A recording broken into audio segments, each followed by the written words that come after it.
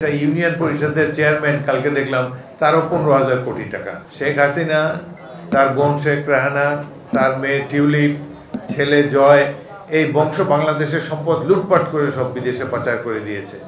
Fascist Sheikh Hasina আমাদের অনেক কষ্টের কারণ হয়েছে, বাংলাদেশের প্রত্যেকটা প্রতিষ্ঠানকে ধ্বংস করে দিয়ে গেছে।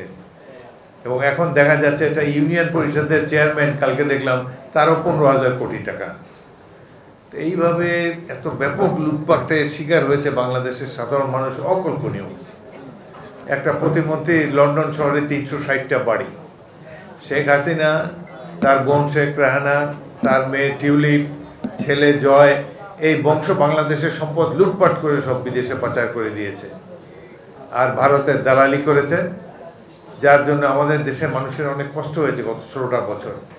আমরা যে একটা স্বাধীন জাতি, তার কোনো অস্তিত্ব ছিল না, আমাদের বাক স্বাধীনতা ছিল না। বিএনপির অসংখ্য নেতাকর্মীকে হত্যা করা হয়েছে, গুম করা হয়েছে। এইভাবে অনেক কষ্টের মধ্যে দিয়ে যে এখনও বিএনপি টিকে আছে, বিশেষ করে আপনারা লালমোহনের মানুষ, ঢাকা শহরে যারা থাকেন, এই ফোরামের সদস্যবৃন্দ, আপনাদেরকে অনেক সময় পালিয়ে বেড়াতে হয়েছে, তবু আপনারা যে দলের প্রতি ঐক্যবদ্ধ রয়েছেন, একতাবদ্ধ রয়েছেন, সেজন্য আমি আপনাদেরকে আবারও আন্তরিক অভিনন্দন জানাই। আজকে আমাদের সামনে আরও অনেক কঠোর পরিশ্রম রয়েছেন। আমাদের আগের ফ্যাসিস্ট প্রধানমন্ত্রী, বিনা ভোটের প্রধানমন্ত্রী, নৈশ ভোটের প্রধানমন্ত্রী, তিনি ভারতে পলায়ন করেছেন। ভারতে বসে বসে তিনি বাংলাদেশকে কিভাবে ধ্বংস করা যায় সেই পরিকল্পনা চালিয়ে যাচ্ছেন।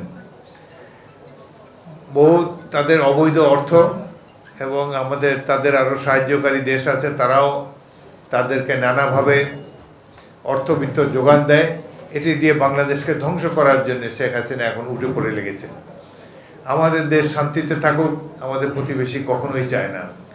সুতরাং কেবলমাত্র আমরা যারা এখানে যথেষ্ট বয়স হয়েছে, কিংবা যারা তরুণ, খালি নিজেকে নিয়ে ভাবলে চলবে না। অনেক কষ্টের বিনিময়ে আমরা 1971 সালে এই দেশটাকে স্বাধীন করতে পেরেছি।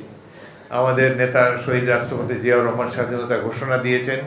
দেশের অসংখ্য মানুষ, সৈনিক, ছাত্র, যুবক, বিভিন্ন পেশাজীবী মানুষ, তাদের ত্যাগের বিনিময়ে এই দেশটা স্বাধীন হয়েছে। আমরা স্বাধীনতাকে অক্ষুণ্ণ রাখতে চাই।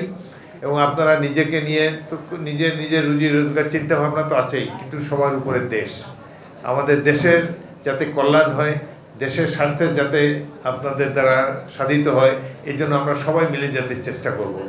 বিএনপি একটি রাজনৈতিক দল, যেই দল বাংলাদেশের মানুষের দিকে তাকিয়ে রাজনীতি করে, এবং আমরা আশা করি যে আগামী দিনগুলোতে বাংলাদেশের স্বাধীনতা, সার্বভৌমত্ব অক্ষুণ্ণ রাখার জন্য আমরা সবাই অক্লান্ত পরিশ্রম করব।